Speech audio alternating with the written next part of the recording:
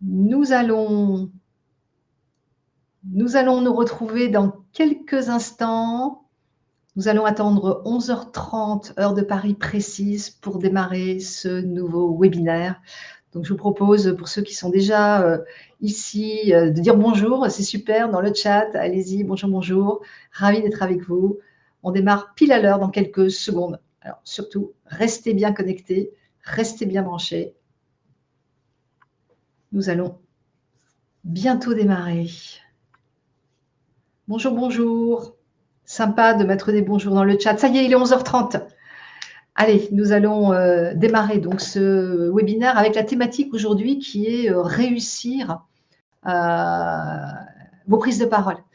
Je m'appelle Sophie, pour ceux qui ne me connaissent pas encore. Je m'appelle Sophie Baker. Je suis coach, formatrice et conseil en communication générale, mais plus particulièrement sur le sujet de la prise de parole. J'accompagne des dirigeants, des managers, des élus sur toute leur situation de prise de parole, qu'elle soit en petit comité, en public, comme on a l'habitude de le dire, en visioconférence, face aux médias. Et dans mon ancien métier, j'étais journaliste et donc j'ai une approche de la prise de parole par la construction du récit, par la construction narrative, à la différence d'un comédien qui va, lui, travailler uniquement le non-verbal, ce qui est déjà pas mal, à la différence aussi des psychologues qui vont avoir une approche plus pour traiter la question du stress, etc. Donc, voilà, c'est avec ça que j'arrive face à vous. Donc, on va passer 45 minutes ensemble. Et je vais bien sûr alors vous donner des exemples de cas particuliers que j'ai eu à traiter. Et puis, je vais vous faire des recommandations, mais bien sûr, elles vont être générales, génériques. Alors, je continue de vous recommander chaudement de vous servir du chat voilà, qui nous permet d'interagir et dans le déroulé, je vais vous poser des questions pour vous aider à réfléchir sur votre propre situation face à ce sujet de la réussite de vos prises de parole. Utilisez le chat, je rebondirai donc sur certains des propos qui seront tenus à mesure que j'arriverai à les capter. Et puis, vous pouvez aussi poursuivre notre échange individuellement et dans la barre du haut de votre écran, dans la barre verte, eh bien, vous avez un cliquet ici qui vous permet d'atterrir sur un agenda partagé et vous pouvez là prendre rendez-vous avec moi pour que nous parlions de votre situation particulière. Alors, nous allons commencer avec une première question que j'ai à vous poser et qui est la suivante. À votre avis, qu'est-ce qui vous empêche de réussir vos prises de parole ? Alors, je vais vous donner quelques pistes pour vous mettre sur la voie. Ce que j'observe dans ma pratique professionnelle, c'est que, alors il y a la peur, dit quelqu'un, oui, c'est que déjà, avant même d'en arriver à la question du stress, il y a déjà la question du déni, qui est probablement très liée. Le déni, c'est finalement, je m'en débrouille très bien, finalement, ça passe comme ça. Finalement, les autres ne font pas tellement mieux.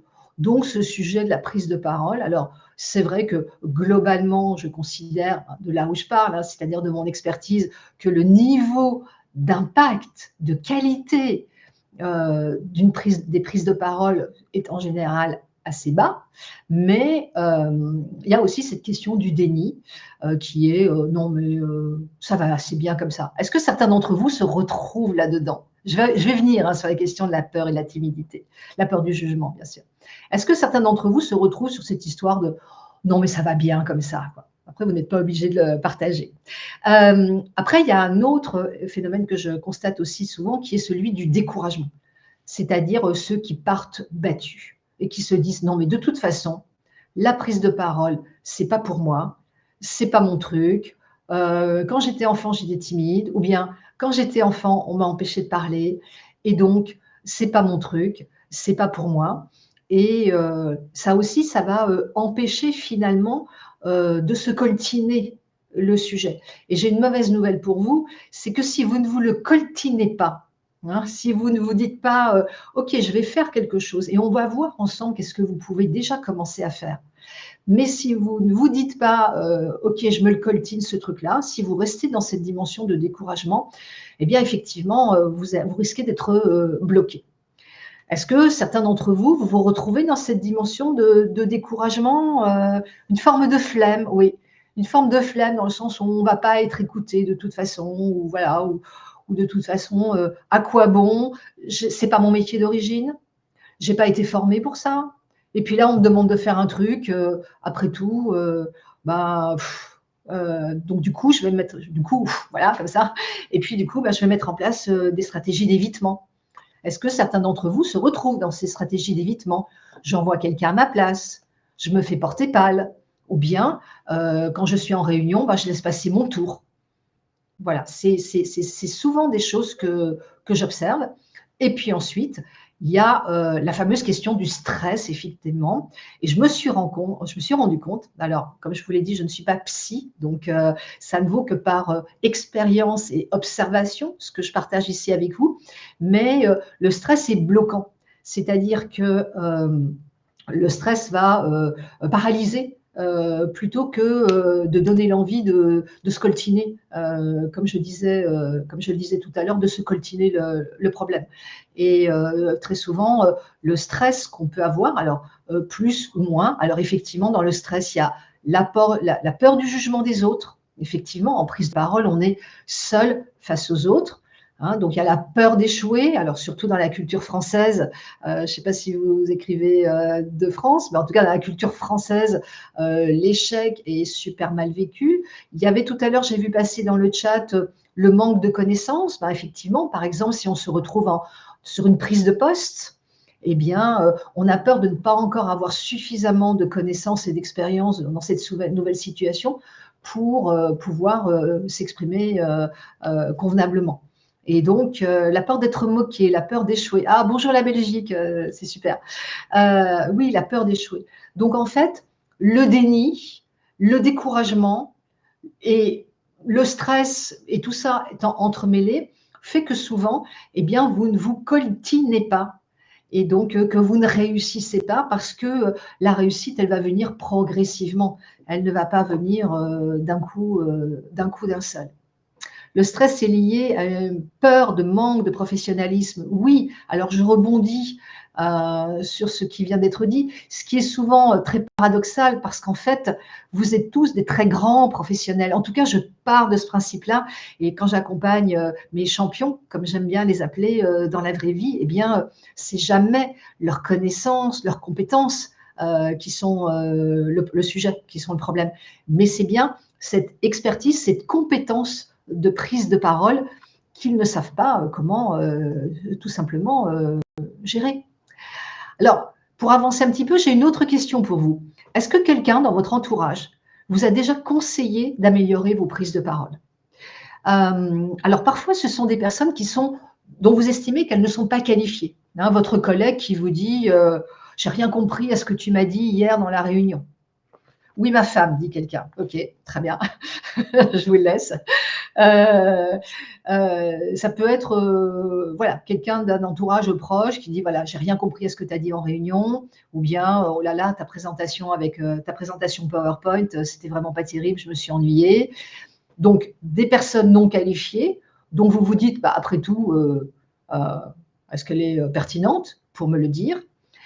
Alors non, je le sens, dit quelqu'un, ça aussi dans le chat, c'est très, très intéressant, hein. Oui, on sent quand on n'est pas dedans, quand on n'est pas à l'aise. Je continue sur l'entourage. Donc un entourage que vous estimez comme non qualifié et puis un entourage qualifié. Quand je dis un entourage qualifié, c'est votre supérieur qui vous dit ça ne va pas du tout, ou bien c'est parfois un entourage extérieur et là ça devient plus compliqué. Si c'est le client qui vous dit non mais venez-en au fait. Hein. Si c'est un prospect qui vous dit je ne comprends rien à ce que vous me présentez de votre offre, si c'est une partie prenante, si c'est un prescripteur qui vous dit mais je ne comprends rien à ce que tu me racontes, alors là, dans ce cas-là, il y a peut-être un warning et quelque chose à entendre, à écouter. Il faut être aussi à l'écoute des autres pour discerner leurs réactions et adapter le discours. Oui, alors adapter le discours, c'est une chose. Moi, j'ai plutôt envie de dire, c'est écouter en amont pour savoir ce qu'ils attendent. On va y revenir sur cette question, effectivement, de caler le discours en fonction des attentes et non pas en fonction de soi. J'ai une troisième question pour vous avant qu'on passe à la suite. Avez-vous identifié pour vous une prise de parole à fort enjeu dans les semaines et les mois qui viennent? Pourquoi je vous pose cette question? Parce que c'est très souvent le premier déclencheur de, une réflexion, d'une prise de conscience ou de ce que j'appelle se coltiner le sujet. Souvent, on vient me voir parce que, voilà, il y a une grosse échéance dans, l'agenda. Récemment, eh bien, j'ai travaillé, je vais revenir avec vous pour que ça vous change un peu d'image. Récemment, j'ai, été contactée par une personne qui me dit voilà, alors elle est, dirigeante, d'une équipe, à un bon niveau, dans une grosse société, qui me dit voilà, j'ai, une super échéance, très importante, mi-mars, devant un conseil stratégique, enfin un comité élargi, d'enjeux très importants dans mon organisation, donc il ne faut vraiment pas que je me plante. Et puis, ensuite, je continue à gratter, c'est-à-dire, OK, mais de manière générale, comment ça se passe pour vous? Est-ce que, au-delà de cet enjeu clairement identifié, est-ce que vous pouvez me dire autre chose sur votre appétence pour la prise de parole, etc. Et là, je découvre qu'en fait, très souvent, cet enjeu identifié, en fait, il cache d'autres besoins et d'autres, oui, d'autres besoins de prise en compte, en fait, hein, et que l'enjeu est vraiment quelque chose de très important pour déclencher, en fait. Et il y a aussi derrière cette dimension d'enjeu, c'est pour ça que je vous recommande chaudement d'identifier à quel moment vous auriez vraiment besoin d'un accompagnement et j'allais dire sans tabou. C'est-à-dire que ce dont je me suis rendu compte aussi, c'est que sur le sujet de la prise de parole, il y a beaucoup de tabous. C'est-à-dire qu'on n'ose pas dire qu'on a besoin d'être aidé, on n'ose pas dire qu'on ne sait pas comment faire, tout simplement. On n'ose pas dire qu'on a des freins, du stress, de la pression, etc. Et donc du coup, on n'ose pas aller chercher de l'aide. Une aide qui peut être sous plein de formes différentes et j'en parlerai aussi. Donc derrière cette dimension de quel enjeu pour vous dans les prochaines semaines, ça peut être intéressant pour vous de voir ce qu'il y a derrière, ce qu'il y a derrière à gratter. Et c'est comme ça que je travaille quand je travaille donc comme coach en prise de parole, puisque je vous ai dit que je délivrais aussi des formations. Quand je suis en mode coaching, eh bien, il y a une phase qui est très très importante, qui est de bien comprendre qu'est-ce qu'il y a derrière cette partie émergée de l'iceberg. Autrement dit, je vais revenir sur cette personne que j'évoquais tout à l'heure, qui est venue me voir parce qu'elle avait ce fort enjeu d'une prise de parole réussie. Hein, on va revenir sur la question de la réussite. C'est une prise de parole réussie à échéance de mi-mars. Et puis derrière, en grattant, donc en lui posant des questions, eh bien, je me suis rendu compte, enfin, j'ai su, elle m'a dit, mais elle n'avait pas vraiment l'intention de le cacher, mais c'est pas venu tout de suite. Mais elle m'a dit, ah ben oui, l'année dernière, j'ai candidaté pour une promotion interne et j'ai échoué à l'oral devant le jury de concours. Et donc, je vais encore un peu plus loin.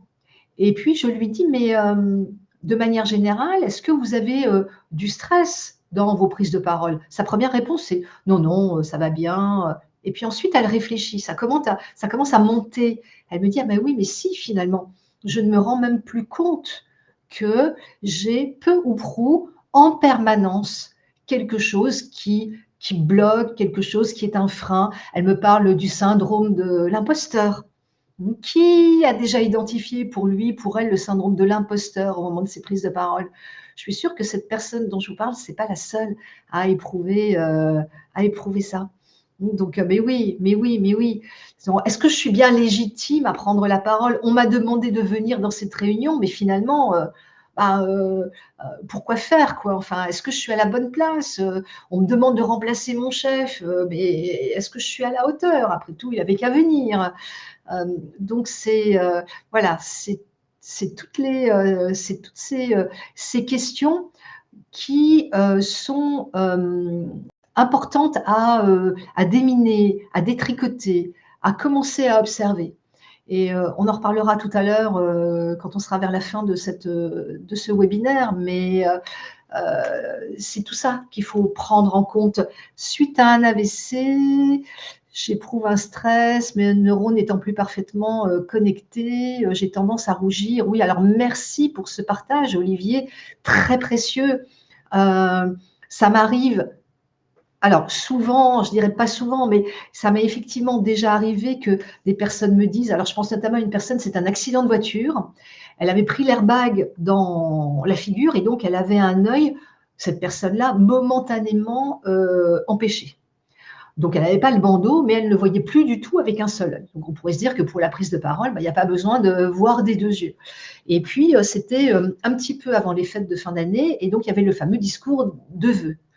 Et cette personne-là me racontait qu'elle est montée sur scène, comme elle le fait d'habitude, et que de se sentir empêchée, et c'est là où je reboucle sur votre témoignage, Olivier, le fait de se sentir obligée, non, empêchée, c'est ça que je voulais dire, le fait de se sentir empêchée, eh bien, elle n'a pas pu continuer parce qu'elle n'avait pas les repères. Quelque chose était venu faire perdre ses repères et on a été obligé de la remplacer, cette personne. C'est-à-dire que sur scène, devant plusieurs centaines de personnes, parce qu'elle était très haut dans une entreprise où il y avait du monde, hein, eh bien, ça l'a bloqué. Et moi, je l'ai récupéré derrière. Imaginez le traumatisme que c'était ensuite pour pouvoir remonter sur scène, hein, et pouvoir reprendre sa place alors qu'elle avait été, il y avait eu cette perte de repères, cette perte de point d'appui.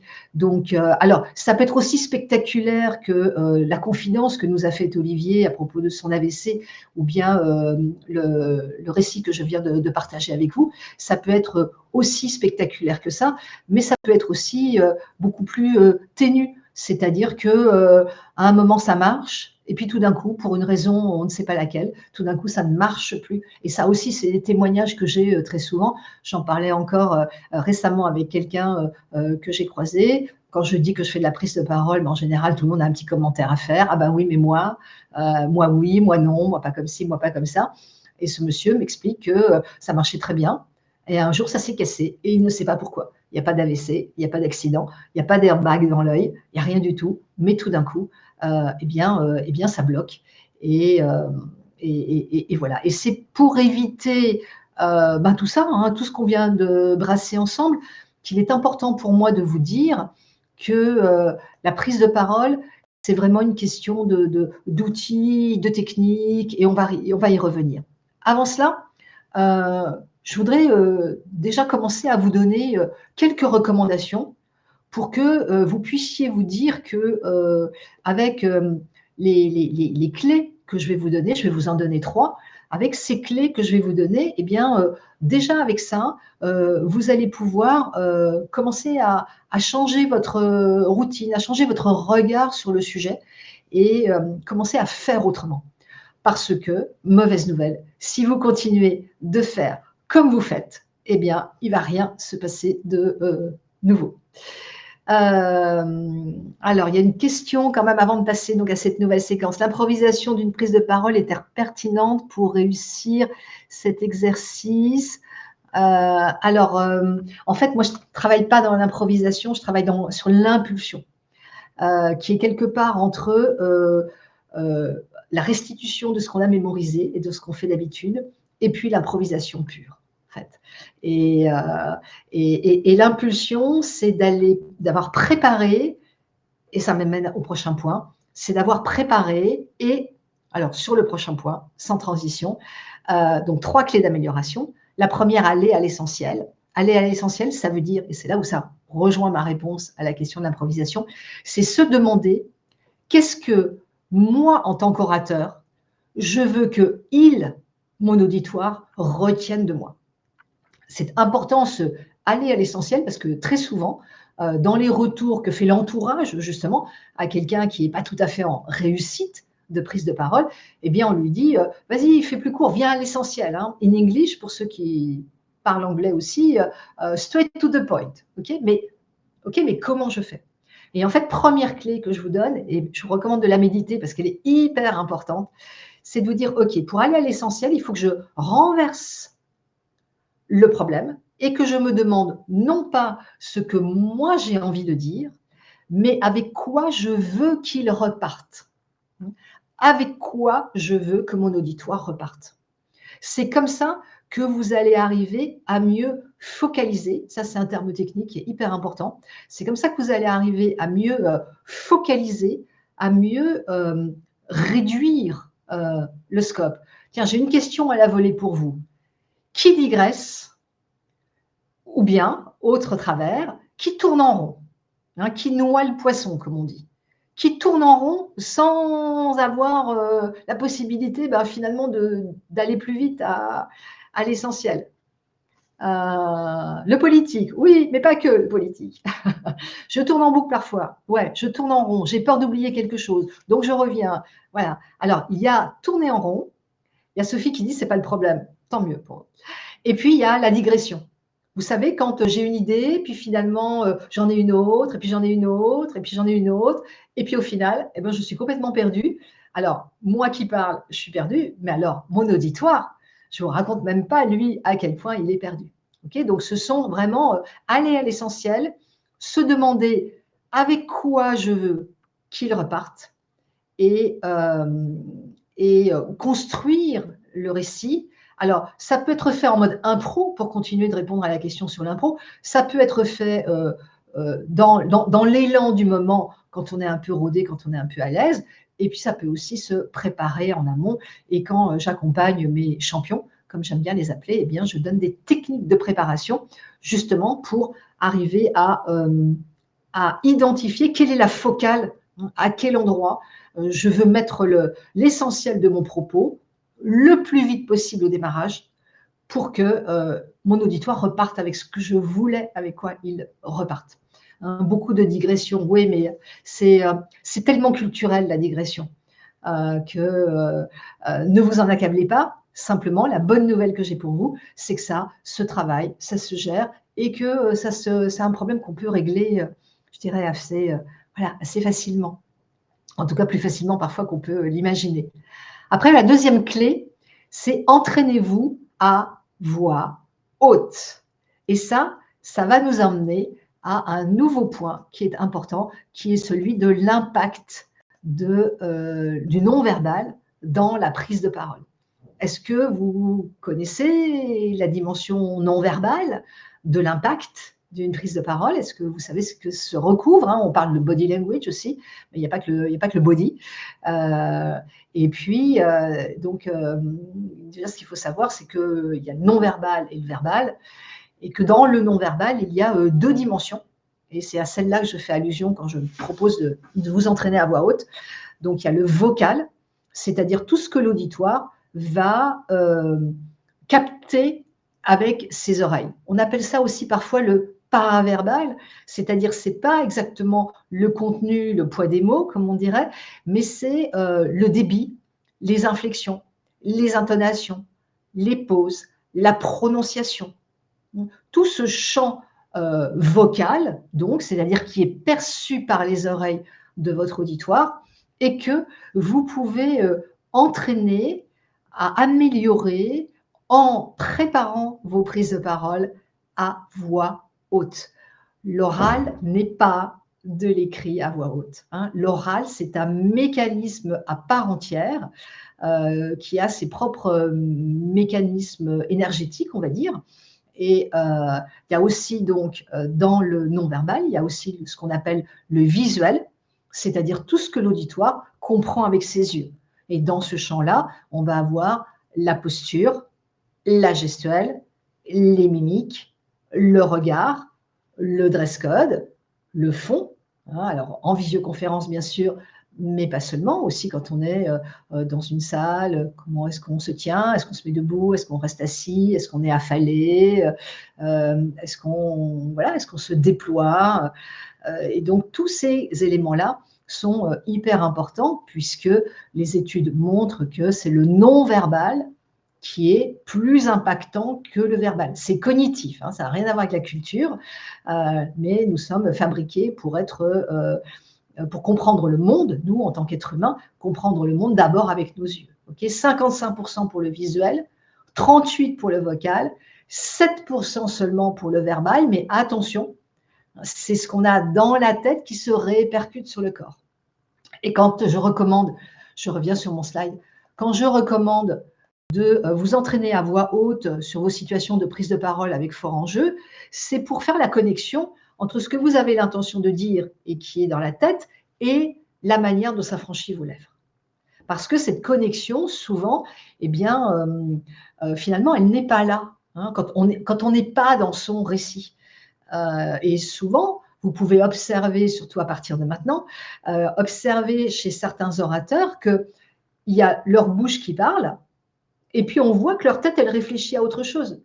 Est-ce que vous avez déjà perçu pour vous-même cet effet de dissociation entre ma tête et ma bouche? Oui, ben oui. Donc, pour réussir sa prise de parole, c'est-à-dire être impactant, être dedans son récit, hein, pour que mon auditoire, il reparte avec ce que vous vouliez, eh bien, pour arriver à ça, il faut déjà reconnecter ma bouche avec ma tête avec ma bouche. Donc, entraînez-vous à voix haute et ça, vous pouvez le faire un petit peu tous les jours et ça vous aidera beaucoup à être sur ce chemin de la réussite de vos prises de parole. Et puis ensuite, il y a un troisième élément important, c'est d'acquérir de la technique et des outils. Je suis sûre que c'est quelque chose que vous faites dans d'autres situations.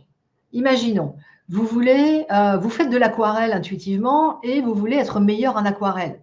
Vous allez prendre des cours. Vous voulez devenir un meilleur joueur de tennis. Vous allez prendre des cours. Vous voulez ad libidem, hein, les exemples, il y en a pléthore. Et alors, je ne sais pas pourquoi, mais probablement par tabou culturel fort en France, hein, très ancré. C'est-à-dire que nous n'avons pas, nous, Français, une culture de l'oral, une culture de la prise de parole, à la différence des anglo-saxons, de l'Europe du Nord, où il y a beaucoup plus une culture de l'oralité. Nous n'avons pas de culture de l'oralité, nous avons une culture écrite, littéraire, que nous essayons de mettre en mots comme on peut, la plupart du temps, dans ces situations de prise de parole que nous évoquons ensemble. Alors, j'ai lu un livre sur le small talk qui dit pareil, il faut lire à voix haute pour arriver à mieux donner du ton à sa voix, par exemple. Ah oui, alors le small talk, ce n'est pas tout à fait un sujet de prise de parole, mais en tout cas, oui, de s'entendre dire, de s'écouter dire. Si je continue même sur les recos, pour ceux qui sont d'entre vous, qui êtes vraiment motivés pour vous saisir et vous mettre sur ce chemin de la réussite de vos prises de parole. Enregistrez-vous avec le smartphone, vous pouvez le faire facilement. Enregistrez-vous à l'audio avec juste le voice recorder. Dans un premier temps, ne travaillez pas la vidéo, c'est très compliqué, c'est très décourageant parce qu'on est très très moche, on se trouve très très moche. Donc, on peut s'entraîner de manière beaucoup plus légère avec, je m'enregistre et puis après je me réécoute. Est-ce que ma voix est claire? Est-ce que je prononce correctement? Est-ce que, pour vous donner encore d'autres tips, est-ce que mes phrases sont courtes? Est-ce qu'il y a une dynamique narrative dans mon, dans mon récit? Comment faire quand on sait qu'il y a 2-3 personnes qui vont critiquer nos propositions sans apporter de solution? Mais il y en a toujours. Vous avez toujours des détracteurs. Donc ça suppose de bien préparer en amont et de reboucler sur ce que je vous ai recommandé tout à l'heure, qui était de, quand je vous ai dit aller à l'essentiel, de vous demander avant avec quoi vous voulez qu'il reparte. Et je dirais qu'il faut aussi enjamber les 2-3 détracteurs qui sont toujours là à vous chercher des poux dans la tête, mais parler au global de l'assistance.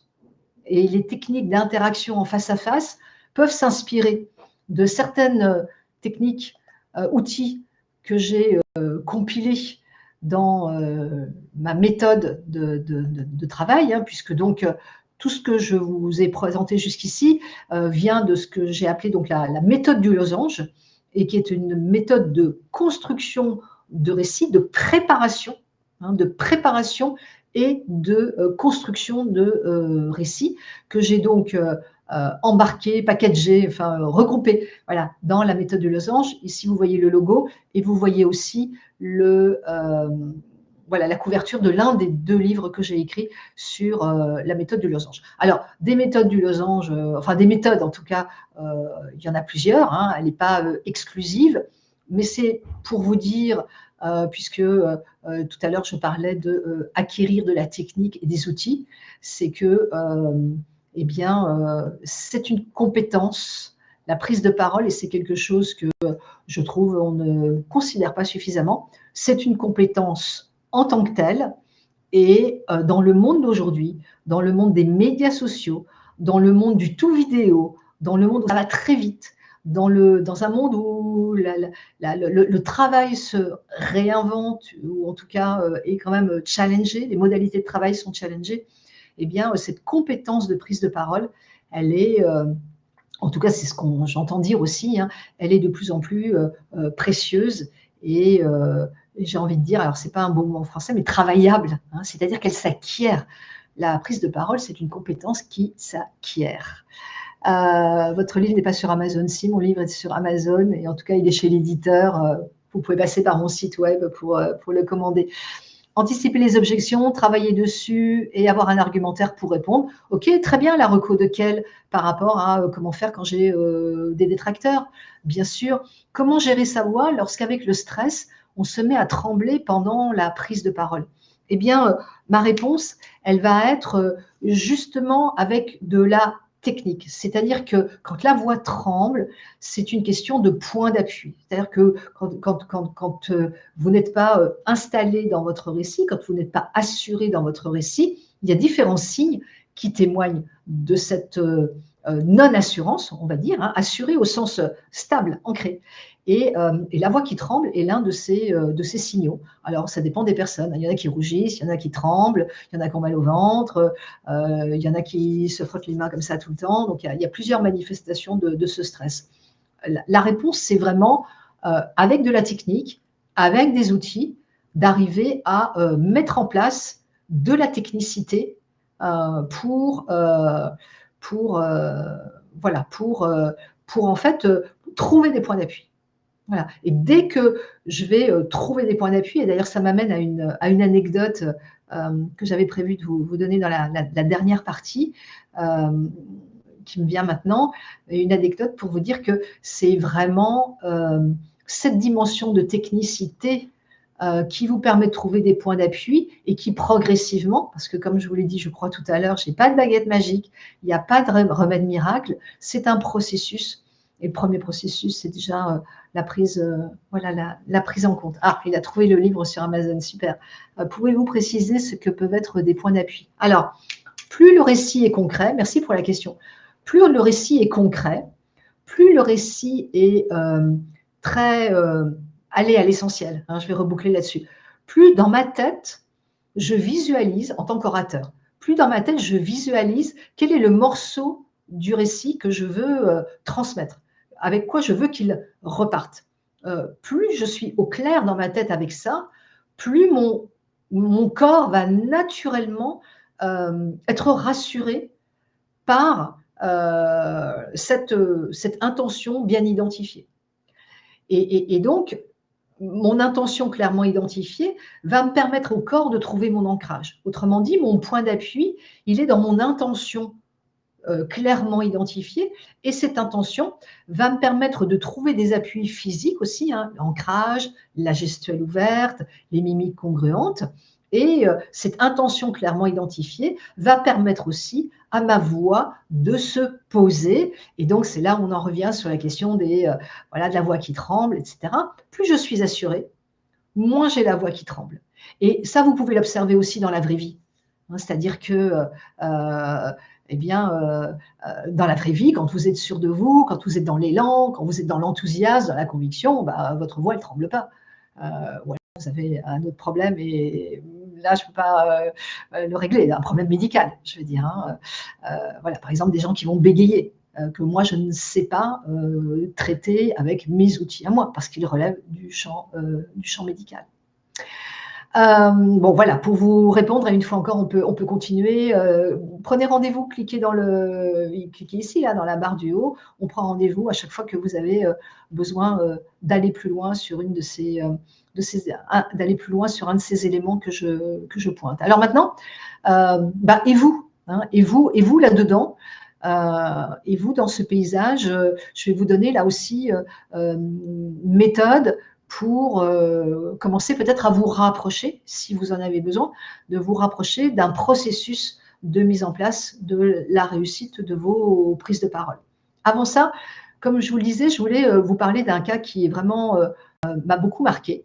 Il y a quelques années, donc je fais ce métier de coach depuis maintenant 15 ans, et il y a à peu près 7 ou 8 ans, vient me voir une femme que j'avais connue du temps où j'étais journaliste, que j'avais beaucoup interviewée. Alors je tairai son nom parce qu'elle est très connue. Je tairai son nom pour des raisons de confidentialité. Je l'avais connue moi comme journaliste quand elle était ministre. Je l'avais interviewée. Et donc elle revient vers moi. Donc je suis devenue coach en prise de parole, et elle n'est plus ministre, mais elle est à la tête, présidente d'une grosse structure publique.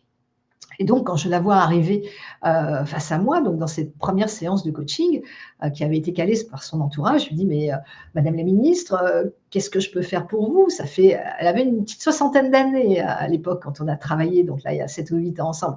Je lui dis: «Mais ça fait 40 ans que vous arpentez le paysage public, je vous ai interviewé, je vous ai vu à la télé, à la radio, dans des grandes situations de prise de parole importantes, des discours importants. Qu'est-ce que je peux faire pour vous?» Et sa réponse a été: «Tout.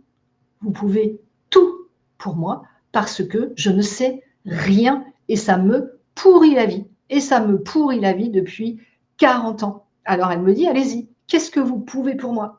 Et donc je lui dis: «Bah, écoutez, moi ce que je peux pour vous, c'est, bah, ce qu'il y a dans la méthode du losange, la focalisation, 2-3 autres outils, hein, qui sont dans la méthode que vous pouvez trouver, vous aussi, et puis, donc je donne la pédagogie, donc les outils, la technicité, on va dire, et puis, alors non, j'attrape pas, non, les rendez-vous sont pas payants, non. Les rendez-vous que vous prenez quand vous cliquez là, les rendez-vous sont pas payants. Je continue, alors ça c'était une digression, parce que mon œil a vu le message sur le chat. Et donc, je lui donne les outils techniques, et puis, comme je le fais à chaque fois dans un accompagnement, eh bien, je la mets en situation d'une prise de parole, je lui donne la méthode que je recommande pour préparer, sans papier, sans crayon, j'explique tout ça, et puis on fait une première prise de parole, un exercice de prise de parole, et à la fin de la séance dure 3 heures, donc on débriefe la vidéo, ensuite on critérise l'impact, hein, la puissance, enfin voilà, le résultat, on critérise le résultat avec les critères verbaux, vocaux, visuels que j'ai donnés tout à l'heure. Et puis à la fin de la séance, elle me dit cette phrase absolument incroyable, elle me dit: «Mais si j'avais su, je serais venue beaucoup plus tôt. Si j'avais su, je serais venue beaucoup plus tôt.» Et la bonne nouvelle, c'est que du haut de sa petite soixantaine, eh ben, on a bossé, on a travaillé, et puis ensuite, au bout de quelques séances, ben, elle a pu continuer toute seule. Et à chaque fois qu'on se voyait, elle me disait: «Mais si j'avais su, je serais venue plus tôt.» Voilà, ça c'est voilà un partage d'expérience qui m'a vraiment marquée, parce que aussi, ce que je constate, c'est que très souvent, ça pourrit la vie. Alors, pour éviter de vous pourrir la vie, vous, qu'est-ce que vous allez pouvoir faire? Eh bien déjà, ma recommandation, c'est que vous identifiez votre situation. Est-ce que vous avez des enjeux de prise de parole importants? Enjeux, ça veut dire, est-ce que vous jouez votre carrière, votre business, votre promotion, vos perspectives professionnelles, sur une ou certaines situations de prise de parole? Quand vous êtes indépendant, comme je le suis, et que j'ai un prospect, face à moi, ben, j'ai intérêt à ce que, je sois convaincante, assurée, et que je donne envie à mon prospect de travailler avec moi. Si vous êtes dirigeant d'une grosse entreprise, eh bien peut-être que votre visibilité, votre crédibilité, votre légitimité sont interrogées et évaluées par un conseil d'administration ou par certains interlocuteurs dans le pouvoir public. Je travaille avec des dirigeants qui sont reçus dans des cabinets ministériels pour faire valoir leurs points sur tel ou tel dossier super important, j'en sais rien, moi, la crise de l'hôpital, l'avenir de l'éducation nationale, enfin, c'est ces sujets-là. Donc, identifiez votre situation, quels sont les enjeux et puis quelle est votre motivation. Et pour faire la différence entre enjeu et motivation, je vous donne encore une clé supplémentaire. Enjeu, c'est dans la tête, c'est dans l'agenda, c'est-à-dire que c'est identifié. J'ai rendez-vous à telle date dans le cabinet du ministre. OK, ça, c'est l'enjeu. La motivation, c'est vos tripes. Hein, c'est ce qui vient du ventre. Est-ce que vous avez besoin, envie de régler ce truc qui vient du ventre, comme cette ancienne ministre dont dont je partageais l'expérience. Donc, identifiez votre situation. Et ça, alors, on peut le faire ensemble, mais vous pouvez quand même aussi largement, me semble-t-il, déblayer le terrain tout seul. Écoutez ce qu'on vous dit. Documentez-vous. Alors, des webinaires sur la prise de parole, la documentation, des livres, tout ce que vous voulez. Il y en a pléthore sur le web. Hein, donc, vous pouvez y aller. Documentez-vous. Pourquoi? Pour vous rendre compte que déjà, c'est partagé par un tas de gens très bien. Okay, qu'il n'y a pas de honte à avoir besoin d'éclaircissements, d'outils sur le sujet de la prise de parole. Et puis, vous verrez aussi ce qui vous convient le mieux. Est-ce que c'est plus une approche comédien? C'est plus une approche journaliste, donc sur la construction du récit, ou bien plus une approche psy. Et je connais des gens qui ont atterri dans des cabinets de psy à la suite d'une prise de parole plantée, y compris à se mettre sous médicaments. Avant ça, il y a d'autres méthodes, me semble-t-il. Et puis, sortir de l'isolement. Sortir de l'isolement, alors ça ne veut pas seulement dire se faire coacher, même si je constate qu'on va volontiers aujourd'hui chez le coach sportif, pas forcément pour gagner Roland-Garros, mais parce qu'on a envie ou besoin d'être plus à l'aise dans son corps, de faire une meilleure performance, bref, pour plein de bonnes raisons, et que cette dimension d'accompagnement, de coaching, eh bien, elle commence à ne plus être tabou sur le sujet de la prise de parole. Sortir de l'isolement, ça veut aussi dire écouter ce qu'on vous dit, écouter les remarques qu'on vous fait. Et je sais que c'est très difficile parce que souvent, comme je le disais au début de ce webinaire, souvent on a tendance à être dans l'évitement, dans le déni, dans l'on, mais de toute façon, c'est pas pour moi, de toute façon, soit je n'y arriverai pas, soit finalement, je m'en débrouille très bien. Donc, c'est vraiment sortir de l'isolement, c'est considérer l'ensemble de la problématique et de ne pas rester tout seul à vous dire je suis le seul à avoir un problème. Je crois que les chiffres disent qu'il y a, je crois qu'il y a 80% de personnes qui sont atteintes de glossophobie. Alors la glossophobie, c'est la hantise de prendre la parole en public. Alors moi, je crois qu'on est à 100%. Hein, je crois qu'on est 100% à avoir toujours, peu ou prou, un moment de stress, un moment de est-ce que je vais y arriver, est-ce que est-ce que je vais pas être interrompue, est-ce que je vais pas perdre le fil, est-ce que je vais avoir l'énergie, est-ce que ma voix va tenir, hein, il y a une question là sur les chanteurs. Alors je vais pas du tout travailler pour répondre à cette question. Je vais pas du tout travailler avec des méthodes justement de coach vocal, parce que je ne suis pas un coach vocal, je suis un coach de prise de parole dans sa globalité, c'est-à-dire à la fois avec la construction du récit et les impacts en boucle de rétroaction, l'impact de cette construction narrative sur le verbal, sur le non-verbal, donc visuel et vocal. Donc, moi, je vais travailler de cette manière-là, même si parfois, ça m'arrive de donner des exercices de prononciation, de pousser sa voix, mais ça va vraiment être à la marge. C'est vraiment, la construction du récit, c'est-à-dire comment j'amène mon propos et comment j'amène mon propos de manière à ce qu'il touche, à ce qu'il impacte mon auditoire. Parce qu'au final, et on a quasiment, voilà, on va quasiment se quitter dans les secondes qui viennent. Au final, réussir ma prise de parole, c'est laisser une trace.